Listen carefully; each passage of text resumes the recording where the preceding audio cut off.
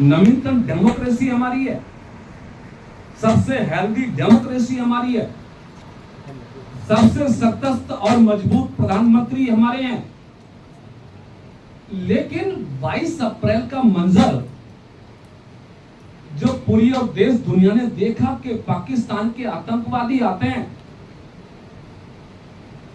हमारे 26 लोगों को, जिसमें कुल मिला के 2 विदेशी भी थे, जाति पूछ के, धर्म पूछ के, पैंट खुलवा के, कलमा पढ़वा के उनकी हत्या कर जाते हैं,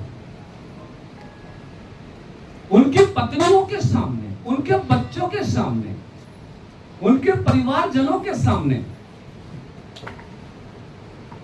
लेकिन वो शायद ये भूल जाते हैं कि इस देश का नेतृत्व करने वाला व्यक्ति आज ऐसा है जो ईंट का जवाब पत्थर से देना जानता है, जो भारत की जनता की सुरक्षा करना जानता है। और 7 मई को जो कुछ हुआ पूरे विश्व ने देखा। हमारे देश की सेनाओं ने प्रधानमंत्री जी के मार्गदर्शन में मात्र 25 मिनट में पाकिस्तान के उन सभी 9 ठिकानों पर जो आतंकवाद का अड्डा थे, जो आतंकवाद के पोषक स्थान थे, चाहे लश्कर ए तैयबा का स्थान रहा हो या फैज मोहम्मद का, ऐसे सभी 9 ठिकानों को 25 मिनट में बिस्मार कर दिया। बता दिया पाकिस्तान को कि हम केवल पीओके में नहीं, हम सिंध और पंजाब के पाकिस्तान में भी मारने की हिम्मत रखते हैं। 8 तारीख को पाकिस्तान ने कुछ ड्रोन छोड़कर हमारे देश में शांति पैदा करने की कोशिश की, कश्मीर से कच्छ तक। और 9 तारीख में जो हुआ वो पूरी दुनिया ने देखा। हमारी सेनाओं ने पाकिस्तान के ऐसे 15 सैन्य ठिकानों पर सटीक हमला किया जहां पाकिस्तान परमाणु हमला करने की धमकी दे रहा था। उनके परमाणु ध्वस्त हो गए, 15 के 15 ठिकाने तबाह हो गए। ऐसा जवाब हमारे देश ने देकर बता दिया कि अब हमारा हिंदुस्तान पाकिस्तान या किसी भी दुनिया के आतंकवाद को बर्दाश्त करने वाला नहीं है, चूंकि ये मोदी का भारत है। ऐसी परिस्थितियां पैदा हुई थी राजमाता अहिल्याबाई होलकर के राज्य में।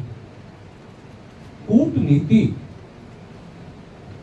राजनीतिक बुद्धिमत्ता, राजनीतिक क्षमता, राजनीतिक सूझबूझ का परिचय देते हुए राजमाता ने उस राजा को चिट्ठी लिखी, क्योंकि राजमाता अहिल्याबाई होलकर 1725 वाले दौर में महिलाओं को सशक्त करने के लिए महिलाओं को फौज में भर्ती करके अलग से उन्होंने टुकड़ी बनाई।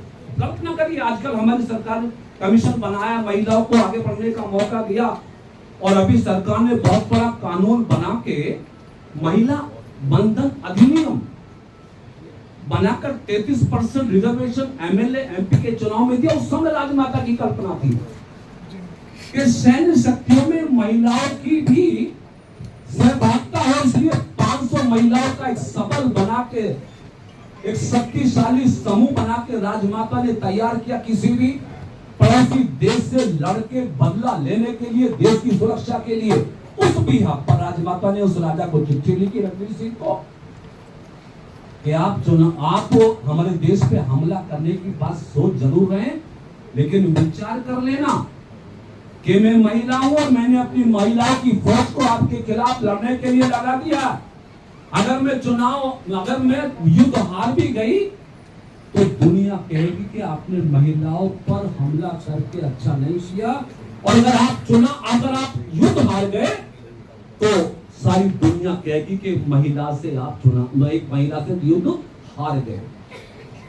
अपनी कूटनीति, अपने भाव, अपने विचार से राजमाता अहिल्याबाई होलकर जी ने अपने युद्ध देश पर युद्ध को टालने का भी काम किया। अब समझिए कि जिस युग में बाल अवस्था में शादी की परंपरा रही हो, जिस युग में विधवा अपनी शादी ना कर सकने की समाज में परंपराएं रही हो, जिस समय में महिलाओं को घर से निकलकर बिना पर्दे के काम करना मुश्किल होता हो, उस युग में राजमाता अहिल्याबाई होलकर के द्वारा अपने साम्राज्य की सुरक्षा करना, विरोधी दुश्मनों का बदल को मजबूर करना लड़ाई के से हटने के लिए, और अपने प्रदेश, अपने देश की सुरक्षा सम्मान के लिए आगे बढ़ के काम करना कितना कठिन होगा, लेकिन उसके बाद भी राजमाता अपने पद से विमुक्त नहीं हुई। बात इतने तक सीमित नहीं है। आज पूरे विश्व में सनातन विचार और सनातन धर्म भी बहुत सारे देशों में आज विश्लेषण का विषय है। गीता पे अमेरिका जैसे, इंग्लैंड जैसे देशों ने रिसर्च किया है कि भारत की परंपराएं, भारत के धार्मिक ग्रंथ आखिर किस तरह से भारत की एकता अखंडता को मजबूत रखते हैं। भारत के धार्मिक ग्रंथ कैसे व्यक्ति को के मानस पटल को, देश और समाज को तैयार करने का काम करते हैं। गीता पर रिसर्च हुआ, रामायण पे रिसर्च हुआ, और पूरी दुनिया ने इस बात को कहीं ना कहीं माना कि भारत की संस्कृति, भारत का विचार और भारत के ग्रंथ कहीं ना कहीं मानवीय जीवन को जीने की प्रेरणा देते हैं। इसलिए राजमाता अहिल्याबाई होलकर ने दूसरा जो सबसे बड़ा काम किया, वो भारत में, चूंकि उस समय पे मुगलों का भी कालखंड था, राजमाता अहिल्याबाई होलकर ने अपने राज के साथ साथ सनातन धर्म को बचाने का भी बहुत बड़ा